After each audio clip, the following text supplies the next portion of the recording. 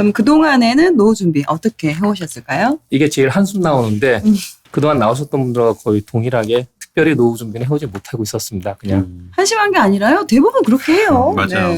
따로 뭐 노후 준비라고 해서 뭐 투자를 한다고 이런 경우는 오히려 소수이지 일반적으로는 그냥 저축하고 연금 붓고 보험 넣고 또 생활하고 그리고 대부분 그렇게 하시죠. 네. 한심하실 거 없습니다. 네.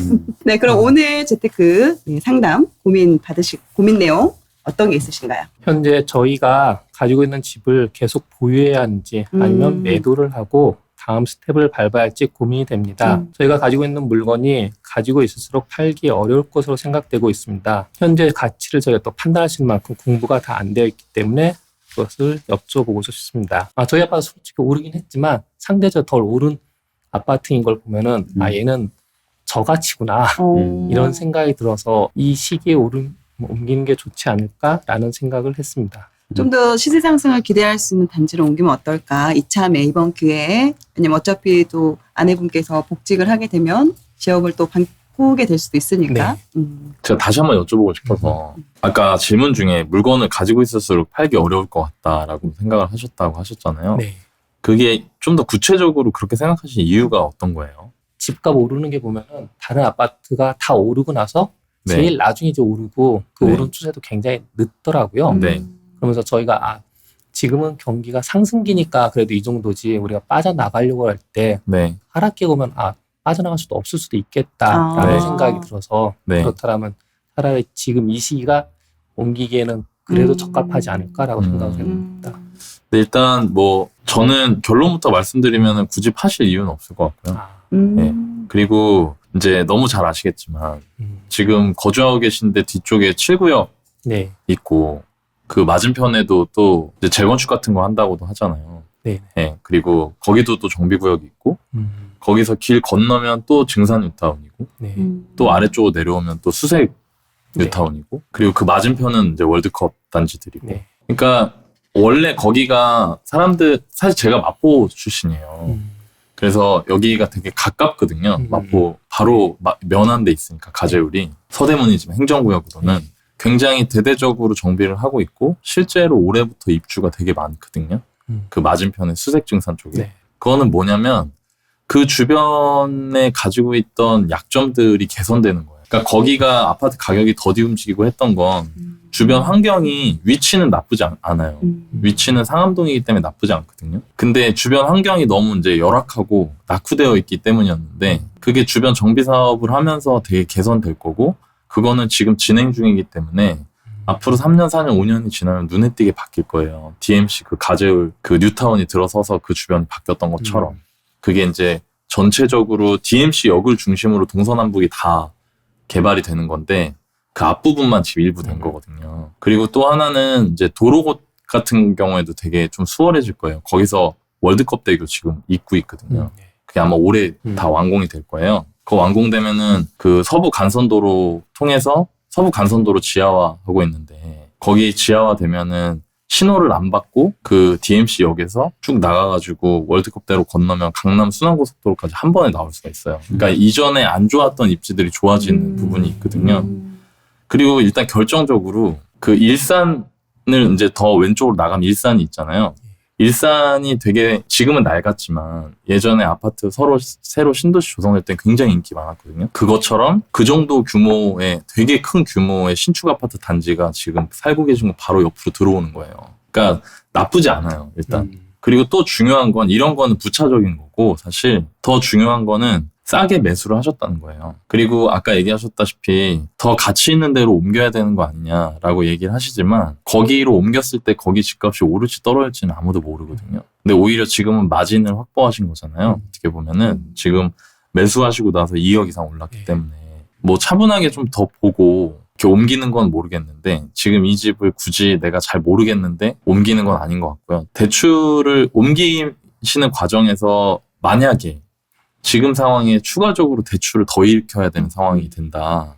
왜냐면 아까 말씀하셨다시피 지금 옮기고 싶으신 데는 2억이 아니라 3억, 4억이 올라갔을 거고 얘는 2억 올라갔으면 어쨌든 내 돈 1, 2억이 더 들어가는 거잖아요. 근데 지금 이제 다른 가계의 재무 상황이라든가 월 소득이라든가 또 앞으로 직장을 다니실 수 있는 기간이라든가 이런 걸 고려했을 때는 저는 대출을 일으키지 않으시는 게 맞는 것 같아요. 추가적으로. 그리고 마지막으로 제가 말씀드리고 싶은 거는 저는 되게 긍정적이라고 생각해요. 다행이라고. 이 집을 매수하신 게. 예. 사실 사람 마음이 욕심이 계속 끝이 없다고. 뭐, 이 상태에서 내가 이제 노후 준비도 해야 되고 뭐도 해야 되고라는 생각이 드실 수 있겠지만 이 집을 매수하지 않으셨으면 진짜 큰일 날 뻔한 거잖아요. 네, 맞아요. 예. 그리고 이게 또 나중에 또 크게 버팀목이 될 수도 있거든요. 내 집이 있다는 게.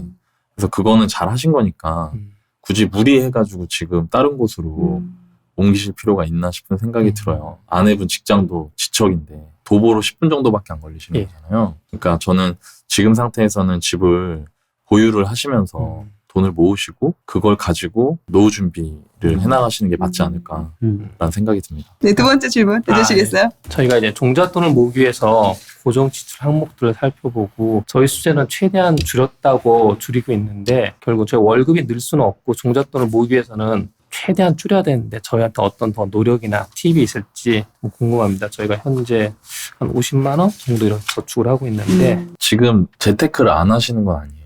그러니까 무슨 얘기냐면 지금 담보대출을 상환하시잖아요. 네. 그러니까 이런 개념을 좀 생각을 하셔야 돼요. 집을 사셨잖아요. 네. 내가 집을 산 상태에서 대출을 내서 사셨는데 그 대출을 상환하신다는 건 뭐냐면 집을 통장처럼 생각하시면 돼요. 그러니까 개념을. 지금 살고 계신 집이 일종의 통장인 거예요. 그 통장에다 돈을 계속 넣고 있는 거예요. 남의 돈 빌려서 샀던 거를 그러니까 마이너스 통장을 까나간다고 생각하시면 되거든요. 그러니까 저는 그것만으로 재테크가 된다고 생각해요. 왜냐하면 제가 그건 좀 이따가 말씀을 드릴게요. 연금과 관련해서. 돈을 모으시는 게 있는데 저는 이렇게 생각을 하셨으면 좋겠는 게 일단 첫 번째로 저희 아이가 6살인데 제 깐난쟁이 9개월, 32개월 때를 생각해 보면 하나였는데도 집을 치워도 예, 안 치워져요. 일단 막 내가 이거를 막 치운다 해도 잘 안 치워지거든요. 그러니까 너무 그런 걸로 일단 스트레스를 안 받으셔도 돼요. 예, 물론 사람의 성향이라는 게 있지만 어쩔 수 없는 부분도 있고요. 그리고 아까 말씀하신 것처럼 사람이 있어야 되는 건 맞거든요. 그래서 저는 한 달에 20만 원 정도면 일주일에 한 번씩 저희 일을 도와주시는 분들을 쓸 수가 있어요. 그러니까 그 정도는 쓰셔도 되지 않을까. 왜냐하면 50만 원을 모으나 30만 원을 모으나 사실 거기서의 큰 차이는 없어요. 그러니까 그 값어치를 생각해 보셔야 되는 거예요. 또 아내분께서 아이 둘을 또 키우면서 또 도움을 못 받으시잖아요, 지금. 그러니까 그거까지는 괜찮은 것 같고. 그리고 제가 아까 지출하신 내역을 쭉 봤는데 더 안 쓰시긴 힘들 것 같아요. 그러니까 잘하고 계시다는 거예요. 지금 상황에서. 그러면은 남는 돈이 너무 적잖아요. 30만 원밖에 안 되니까 한 달에. 그럼 제 생각에는 소득을 늘리시는 거를 생각을 해봐야 될 것 같고 그것도 아내분이 복직을 하면 어느 정도 해결이 될 것 같거든요. 그리고 또 동시에 다니시고 계신 직장에서 오랫동안 다니실 수 있는 거를 상당히 우선순위를 높이셔야 될 것 같다는 생각이 들어요. 그러니까 지금은 정말 아낄 수 있는 만큼 되게 많이 아끼고 계시고 그럼에도 불구하고 돈이 얼마 남지 않는다고 하면 소득을 높이는 부분을 생각을 하셔야 된다.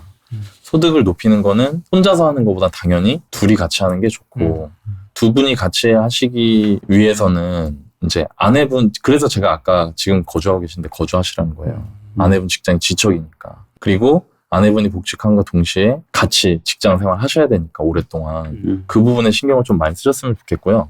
그리고 제가 좀 한 가지 더 말씀드리고 싶은 건 질문사항은 아니었지만 연금을 한번 계산을 해보셨으면 좋겠어요. 그러니까 지금 두려운 게 이유가 뭘까 생각을 해보셔야 돼요. 내가 왜 두려울까?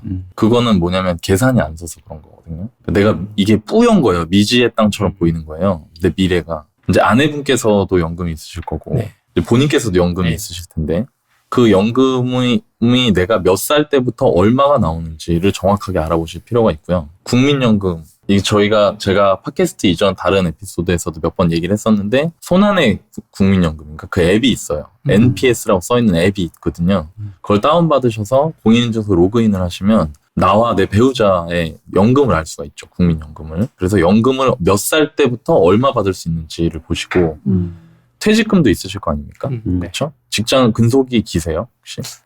이제 한 10년 정도. 네, 그러니까 10년 동안 근속하신 거에 대한 퇴직금이 있는데 퇴직금이 연금으로 먼저 연금 계좌로 들어가요. 그거를 퇴직금으로 빼내시면은 퇴직소득세 연금을 받으라고 정부에서 디폴트가 연금이에요. 그래서 그거를 퇴직금으로 내가 일시금으로 빼내면 퇴직소득세를 부과해요. 근데 연금으로 받으면 퇴직소득세를 안 받거든요. 정부에서. 그럼 퇴직연금으로 그걸 운용하실 수 있는 거잖아요. 그럼 퇴직연금 얼마 받을 수 있는지. 그리고 개인연금 혹시 부으셨어요? 아니요, 없습니다. 만약에 개인연금 안 부으셨으면 국민연금하고 퇴직연금 그리고 지금 가지고 계신 주택 있죠. 그 주택의 주택연금을 활용하실 수가 있는 거예요. 제가 그래서 그게 통장이라고 한 거예요. 대신 아이들한테 물려줄 수는 없어요. 집을. 그거는 어쩔 수 없는 부분이기 때문에 그 세 개를 먼저 계산을 해보시는 겁니다. 일단. 그러면 내가 원하는 은퇴 이후에 월 소득이 나오잖아요. 거기서 그 연금을 빼요. 그럼 내가 만들어야 되는 돈이 나오죠. 그럼 그때부터 종잣돈을 모아서 그 돈을 채우신다고 생각하면 돼요.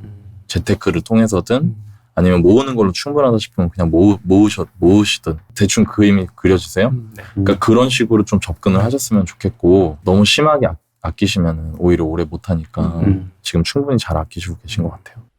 안녕하세요. 내 집 마련 기초반 11기 경자이모입니다. 요즘 치솟는 집값 때문에 고민 많으시죠? 지금이라도 내 집 마련해야 하는지, 내 집 마련이 먼저인지, 투자가 먼저인지 고민하는 분들 많으실 거라 생각합니다. 저 역시 그런 질문을 안고 이 강의를 듣게 되었어요. 더 이상 말이 필요 없는 인생 멘토 간나위님, 입지 분석의 전문가 박랑미셸님, 언제나 자신의 한계를 극복하고자 노력하시는 주우이 멘토님, 이 세 분의 멘토님 덕분에 저는 그 답을 찾을 수 있었습니다. 좋은 사람들이 가득한 월부, 앞으로도 저는 그 월부라는 환경 안에 쭉 함께하면서 성장하고 싶습니다. 자본주의 사회를 살아가면서 꼭 필요한 지식, 그리고 따뜻함과 멘토님들의 진정성이 가득한 월급쟁이 부자들 너무 감사드리고 사랑합니다. 저와 같은 궁금증이 있으시다면 월부의 문을 두드려보세요. 여러분들도 답을 얻으실 수 있을 겁니다. 월부 사랑합니다. 네, 세 번째 질문 해주시겠어요? 주거 안정을 위한 실거주와 노후를 위한 투자의 우선순위에서 두 가지를 다 하고 싶습니다. 그리고 아내를 도와 육아도 잘하고 싶습니다. 이 부분에 대한 너바나님의 쓴소리가 필요할 듯 싶습니다. 이게 사실 사람마다 가야 될 길은 다 다른 거예요. 그러니까 어떤 애는 뭐 문과를 가서 경영학과를 갈 수도 있고 어떤 애는 예술을 할 수도 있고 어떤 애는 또 이과를 가서 뭐 공대를 갈 수도 있고 각자가 다 다르잖아요. 그런 면에서 박 과장님께서는 저는 사실 실거주를 하셔도 괜찮아요. 이게 왜 그러냐면 개개인마다 상황이 있는 거예요. 박 과장님께서는 지금 사실 현실을 봐야 되는 부분이 뭐냐면 일단 50대시라는 거. 그리고 두 번째는 아까 이제 회사 부분이 조금 이제 여러 가지로 고용이나 이런 부분들이 안정되지 않았다는 거. 그리고 이제 아이가 아직 어리기 때문에 지금 되게 잘 오신 것 같아요. 이 시기에서 박 과장님이 뭐가 필요하신지를 정확하게 좀 어려운 부분도 있을 것 같은데 아까 너나님이 얘기했던 부분들이 저는 굉장히 좋은 솔루션이 될 수 있다고 생각하거든요. 너나님 방송 예전에 저희 팟캐스트 다 들으셔서 아시겠지만 너나님 연금 관련해서 너나의 연금 치면 저희 팟캐스트에서 그 방송이 나올 거예요. 네. 그러면은 이제 뭐 3층 연금 해가지고 이렇게 나오는 방송이 있거든요. 그걸 한번 배우자분이랑 같이 잘 들어보시고 제가 박 과장님이라면 연금 계산을 먼저 해볼 것 같아요.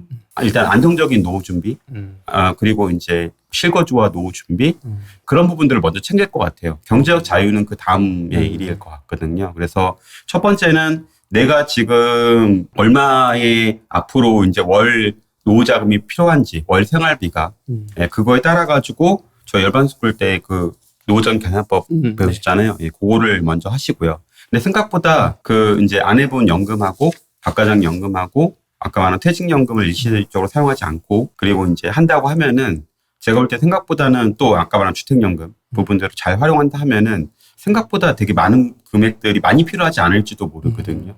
예, 그렇기 때문에 일단은 그런 전략으로 이제 앞으로 어떻게 될지 10년을 지금 딱 50대가 그런 거 짜기 좋을 나이예요. 예, 일단은 첫 번째는 회사에서 어떤 아까 말한 전자결 정신으로 하시고 그리고 두 번째 아까 말한 것처럼 내가 연금 얼마나 필요한지에 대해서 한번 계산을 제대로 한번 해보시고 그리고 그 안에서 이제 투자 부분이나 이런 부분들은 조금 뒤로 하셔도 괜찮을 것 같아요. 이게 먼저일 것 같아요. 이게 먼저일 것 같고 기본적으로 이제 1년에 쓰는 생활비가 있잖아요. 네. 그걸 한 1년치 정도는 생활비를 약간 그 자금을 마련해 놓을 것 같아요. 그러니까 예를 들어 통장에다가 만약에 내가 갑자기 회사를 그만둔다 하더라도 가정이 운영될 수 있게끔 그렇게 하는 거를 좀 할 것 같고요. 박 과장님께서 이제 생각한 거와 좀 다른 게, 다른 분야 다른 게, 박 과장님은 실거주를 해놓으신 거가 천만다행인 거예요. 왜냐하면 나중에 이제 나이가 60대가 되고 회사를 그만둔 상황이 됐는데 그때 만약 실거주가 없다고 하면은 지금처럼 거기서 전세가가 미친 듯이 올랐다. 그럼 미치는 거거든요. 왜냐하면 내가 당장 그 목돈을 어떻게 할 수가 없잖아요. 갚기도 부담되고. 근데 아직 회사 생활이 그래도 5년, 10년 남으셨고 지금 다행히 실거주집을 막차를 잘 타셔가지고 있으신 상황이니까 요걸 일단 디폴트로 두시고 이 이후에 사실은 아내분께서 이제 복직을 하시고 나서 그때 이제 조금 돈이 모이면 그 이후에 생각하셔도 좀 늦지 않다. 충분히 할 수 있다. 다만 나이대를 봤을 때는 리스크를 택하기보다 안정이 우선이다. 안정이 우선이고 안정한 이후에 내가 조금 이제 리스크를 감안하면서 조금씩 자산을 불려가는 방식으로 하는 게 훨씬 중요하다라고 생각을 합니다. 뭐 이런 말씀드리기 조심스럽긴 하지만 50대에 이제 나와서 재취업하는 것도 되게 쉽지 않은 부분도 있을 거거든요. 그래서 지금 거가 제가 볼 때는 박 과장님께서 충분히 마음을 갖고 계신데 그런 부분들을 잘 못 보시는 부분도 있는 것 같아요. 물론 더 잘 되는 친구들도 있으니까. 근데 괜찮으세요, 사실은. 충분히 잘하고 계시고 괜찮으시니까 뭐 일단 아까 요거 토대로 하시면 낫지 않을까라고 생각합니다. 지금 고생해야 한다는 걸 알면서도 한참 아이들이 손이 많이 가는 시기라서 제가 혼자 홀로 육아하는 것이 쉽지 않고 남편은 충분히 열심히 할 것 같지만 제가 휴직을 하지만 9월부터는 제가 직장도 다니면서 도움 없이 아이들을 이제 케어할 거 생각하니 막막합니다. 남편은 놔두면 정말 너바나님이 가르쳐 주시는 대로 열심히 할 것 같습니다. 그런데 제가 힘이 들어서 못할까 봐 두렵습니다. 이런 저에게 현실 조언 좀 부탁드립니다. 투자자의 아내로서 어떤 부분을 키워야 할까요? 사실 여기서 아내분께 드릴 말씀은 많지는 않은 것 같아요. 많지는 않은 것 같고 저는 이런 말씀을 좀 드리기 조심스럽긴 하지만 박 과장님께서 이제 여러 가지를 포기하시고 투자를 공부를 하시는 거를 원래 권해주고 싶지가 않아요. 개인적으로. 왜냐하면 지금은 되게 더 벌 때보단 지키는 거가 훨씬 중요할 때이기 때문에 일단 그렇게 권해주고 싶지가 않고요. 근데 박 과장님께서 만약 하신다면 내가 그래도 조금은 우리 아이들한테 더 좋은 환경을 물려주겠다라는 생각을 하신다면 회사를 일단은 절대 잘리면 안 돼요. 그거를 일단 1순위 우선순위를 둬야 되고 두 번째는 아내분은 상당히 많이 힘드실 겁니다. 네, 왜냐하면 육아는 사실 박 과장님이 하시는 뭐 직장 생활이나 투자 생활은 보상이 있습니다. 뭐 직장 생활은 뭐 보너스가 있고 승진이 있고 투자는 성과 수익금이 나죠. 근데 육아는 보상이 없어요. 어떻게 보면 성취감이 별로 없는 일이에요. 반면에 엄청나게 많이 인풋을 해야 돼요. 아까 말한 애들이 어지르는 거 치우는 것만으로 또 매일매일 애들한테 먹이는 것만으로 케어하는 것만으로 상당히 많은 에너지와 이런 게 들어가지만 아웃풋이 잘 없는 거거든요. 그렇기 때문에 되게 많이 힘드실 거예요. 박 과장님 그걸 아셔야 돼요. 첫 번째는. 그러니까 내가 투자자로서의 목표가 있다면 그 또한 대가를 치러야 되고 내가 회사에서의 내가 생존을 하겠다라고 생각하면 그것도 대가를 치러야 되고 반대로 집에서의 좋은 아빠가 되겠다고 하면 그것 또한 대가를 치러야 돼요. 그 대가가 뭐냐면 일단 아내분이 그렇게 힘든다는 걸 일단 인지하시고 그리고 아내분이 하소연을 이렇게 할 때 들어주셔야 돼요. 아내분한테 일단 휴가 시간을 주시는 게 좋을 것 같아요. 이거 아내분한테 할 말이 아니에요. 저는 아내분의 입장 사실 제가 대본 적이 없기 때문에 뭐라고 말씀드려야 할지 잘 모르겠어요. 왜냐하면 엄마라는 일은 너무 힘든 일이라는 걸 알고 있고 제가 대체할 수 없어요. 저도 애가 둘인데 아이들이 엄마만 찾는데 어떻게 해요. 아무리 노력한다 하더라도 대체할 수 없는 게 있거든요. 그래서 제가 아내한테 주는 거는 투자 남편으로서 아니면은 뭐 직장 생활했던 사람으로서 했던 거는 휴가 시간을 줬어요. 일주일에 한 번 정도는 뭐 지금 코로나라 좀 약간 애매하긴 하지만 잠깐 나가서 뭐 하루 정도 가서 개인 시간을 가져라. 커피도 마시고 영화도 볼 수 있게끔 맛있는 것도 먹고 개인 시간을 가질 수 있게끔 뭐 카페에서 책을 읽더라도 그렇게 했고 그리고 제가 했던 거는 좀 집에 들어가는 순간에 엘리베이터가 저희 집 층수가 되면 내 인생의 중요한 목표 중에 하나가 좋은 아빠가 되는 거다. 좋은 남편이 되는 거다라고 생각을 하고 정말 힘든 순간에 내 이걸 꽉 깨물었던 것 같아요. 그래서 들어가서 30분 동안 일단은 아이랑 놀아줬어요. 처음에 이제 애들 오면 전 달려들거든요. 한번 안아주고 30분 동안은 아무것도 하지 않고 이제 했고 아이들이 이제 1시간 정도 놀면은 되게 지겨워하거든요. 이제 아빠랑 더 이상 아빠 필요 없어. 이제 그렇게 풀어줘요. 그때 이제 집사람이랑 얘기를 들어줘요. 오늘 뭐 이런 얘기가 있었고 되게 힘들었구나. 고생 많았다. 너무. 뭐 물론 그쵸. 밖에서 나가서 뭐 몇만 번 걷고 온 사람이 더 힘들 수도 있지만 그건 내가 좋아서 하는 일이고 사실 누가 강요한 것도 아니에요. 부자 되고 싶은 것도 내가 원해서 하고 싶은 거고 그 안에서 육아랑 또 워킹맘으로서 역할하는 아내는 너무 사실 그렇잖아요. 육아도 힘든데 거기 직장 다니면서 워킹맘 하는 거 너무 힘들지 않아요?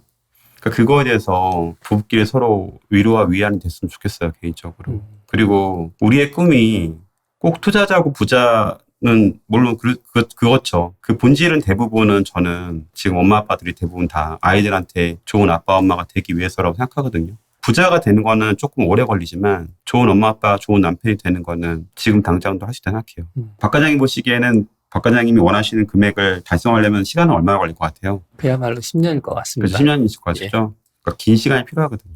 그때까지는 지금 현재 것도 놓치면 안 되는 거예요. 그죠? 네, 그렇기 때문에 그런 부분들에 대해서 조금 힘들다는 거 알아요. 저도 사실 너무 힘들었기 때문에. 근데 셋 다 중요한 거라서 지금 박 과장님 상황에서는 그렇게 하시는 게 저는 맞다라고 생각이 들어요, 사실은. 원하는 답이신지는 잘 모르겠지만 저는 좀 그렇게 해왔던 것 같아요. 아내분도 되게 좋으신 것 같으세요. 왜냐면 자기가 어떻게 뭘 더 이 사람은 잘할 것 같은데 내가 잘 못하니까 나는 어떻게 하면 더 잘할 수 있을까요? 이렇게 물어보신다는 것 자체가 그렇네요. 아 어떻게 이런 생각을 하실 수 있지? 그러니까 그런 생각이 좀 제가 읽으면서 그런 걸 좀 느꼈고 일단 아내분의 힘듦을 인지해주고 어려움 들어주고 휴가의 시간 좀 주고 그리고 아까 또 노나연님 말씀해 주셨잖아요. 가사 도우미 쓰시는 부분에 대해서 그 부분도 저는 꼭 투자가 아니더라도 그렇게 시간을 주면은 엄마도 좀 숨 쉴 시간이 있거든요. 직장을 다니고 와서 집안일하고 아이들까지 챙기려면 너무 힘들고 그런 어려움들이 아이들한테 또 이렇게 가게 돼 있어요. 화살이. 맞아요. 나는 잘해주고 싶어도 내 몸이 힘들면은 알면서도 아이들한테 소리 지르게 되고 왜냐면 아래로 흐르니까 그런 거를 좀 위해서라도 오히려 가사 도우미를 써주면 그런 부분들이 좀 많이 해소가 되니까 집안일에 있어서는 해소된 부분을 오히려 아이들과 좀 더 잘 지낼 수 있는 그런 시간을 가질 수 있을 것 같긴 해요.